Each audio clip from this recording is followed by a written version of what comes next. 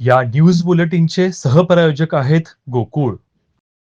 कोल्हापूर महापालिका सार्वत्रिक निवडणूक 2025च्या पार्श्वभूमीवर क्रीडा व युवक सेवा संचालनालयाच्या आयुक्त तथा मुख्य निवडणूक निरीक्षक श्रीमती शीतल तेली उगले आणि प्रशासक तथा मुख्य निवडणूक निर्णय अधिकारी के मंजुलक्ष्मी यांनी आज शहरातील विविध मतदान केंद्रांची प्रत्यक्ष पाहणी केली.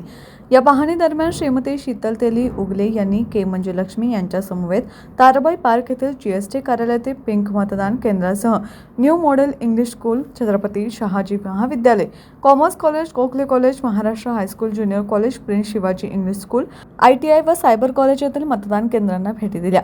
यावेळी मतदान केंद्रावरील सोयी सुविधा, सुरक्षितता, दिव्यांग व महिला मतदारांसाठीची व्यवस्था तसेच एकूणच मतदान प्रक्रिया यांची पाहणी करून संबंधित अधिकाऱ्यांना आवश्यक त्या सूचना देण्यात आल्या. याप्रसंगी अतिरिक्त आयुक्त रविकांत अडसूळ, शहर अभियंता रमेश मस्कर, जल अभियंता हर्षजित खाटके, उपशहर अभियंता सुरेश पाटील उपस्थित होते.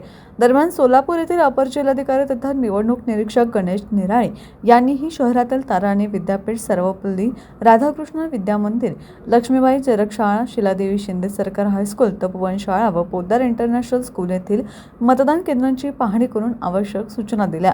यावेळी अतिरिक्त आयुक्त शिल्पा दरेकर, उपायुक्त परितोष कंकाळ, कनिष्ठ अभियंता अवधूत नेर्लेकर उपस्थित होते.